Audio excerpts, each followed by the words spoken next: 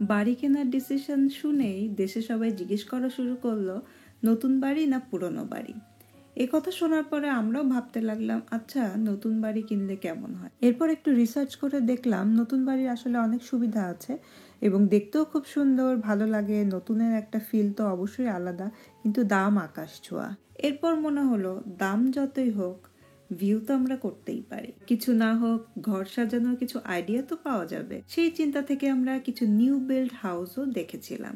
সব বাড়ির তো ভিডিও করা হয়নি, কিন্তু দুইটা বাড়ি বেশ ভালো লেগেছিল এবং ওই দুইটা বাড়ির আমি কিছু কিছু অংশ ভিডিও করেছিলাম। আজকের ভিডিওতে সেই বাড়ি দুটি দেখাবো আপনাদেরকে।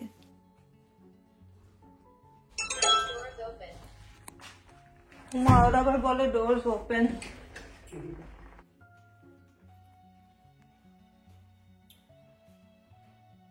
তো এটা ব্রেকফাস্ট বার আর ওটা হচ্ছে ডাইনিং।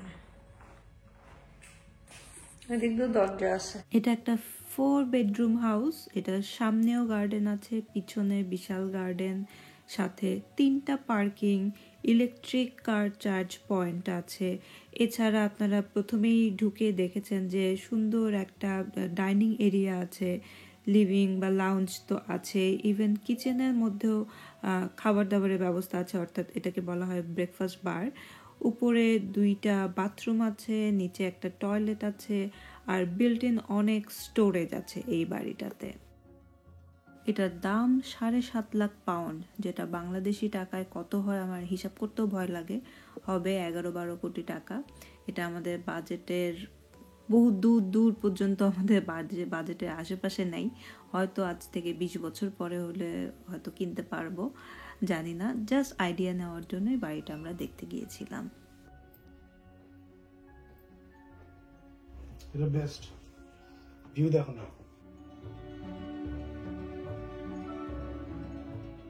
বাড়িটা আসলেই অসম্ভব সুন্দর ছিল।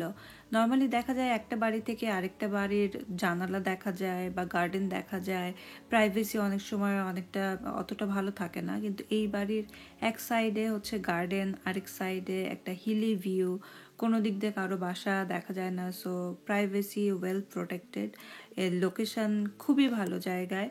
সো ওভারঅল বাড়িটা আমাদের অসম্ভব ভালো লেগেছিল।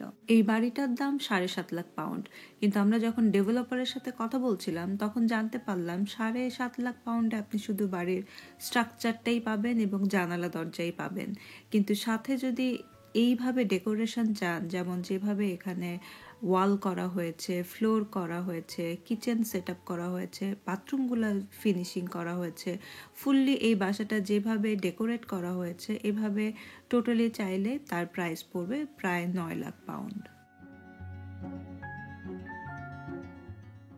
আগের বাড়িটার ডেভেলপারের সাথে কথা বলার পর তো আমার মাথা ঘোরা শুরু হয়। এরপরে আমরা এই বাড়িটা দেখতে আসি। এটার দাম ছিল 5 লাখ পাউন্ড। এই বাড়িটারও লে আউটে মিল আছে আগের বাড়িটার সাথে। এই রুমটাকে ওরা অফিস বা স্টাডি রুম বানিয়েছে, বাট কেউ চাইলে এটাকে ডাইনিং রুম হিসেবেও ইউজ করতে পারে। আর একটা জরুরি কথা বলে রাখি, সেটা হচ্ছে আমরা যে বাড়িগুলো দেখছিলাম এটা লন্ডন থেকে প্রায় 25-30 মাইল দূরে। যদি এই বাড়িগুলাই লন্ডনে হতো তাহলে আগের বাড়িটা যেটা 7.5 লাখ পাউন্ড বললাম, ওটার দাম হয়ে যেত প্রায় 15-16 লাখ পাউন্ড। আর এইটার দাম যে 5 লাখ পাউন্ড, এটাই লন্ডনে হলে হতো প্রায় 9-10 লাখ পাউন্ড। সো লন্ডনের বাইরে এই জন্যই দামগুলো এরকম, লন্ডনের ভিতরে হলে প্রাইস প্রায় ডাবল হয়ে যায়। এটাও একটা 3 বেডরুম হাউস ছিল with garden, parking and garage. খুব বেশি বড় বাড়ির প্রতি আমি ফ্যাসিনেটেড না। অনেকেই আছে খুব বড় বাড়ি খুব পছন্দ করেন, কিন্তু আমার মনে হয় ছোটোখাটো ছিমছাম বাড়ি যেটা সহজেই গুছিয়ে রাখা যায় এরকম বাড়ি কেনাই বেটার, কারণ এখানে আমাদের কোনো হেল্পিং হ্যান্ড নাই। আমি নিজে খুবই অলস, আমার হাজব্যান্ড সেও খুবই আরামপ্রিয়। সো আমাদের জন্য খুব বড় বাড়ি আসলে গোছগাছ করে পরিষ্কার পরিচ্ছন্ন করে সামলে রাখা একটু ডিফিকাল্ট। সো আমরা আসলে ছোটোখাটো বাড়িই চাচ্ছিলাম, প্লাস সামর্থ্যও তো কুলোতে হবে। বাড়ির ভিউ করছিলাম আর আমাদের বাড়ির রিলেটেড এক্সপিরিয়েন্সগুলা গ্যাদার করছিলাম। যেমন এই পর্যায়ে এসে আমরা আসলে অনেকটাই সলিড ডিসিশন নেওয়া শুরু করেছি যে আমরা নিউ বিল্ড নেব নাকি মোটামুটি 5-7-10 বছরের পুরানো বাড়ি কিনবো, ফ্ল্যাট কিনবো নাকি হাউস কিনবো, এই ডিসিশনগুলো যেমন আগে সলিড ছিল না, এই হোম ভিউ করতে করতে আসলে ডিসিশনগুলো সলিড হয়।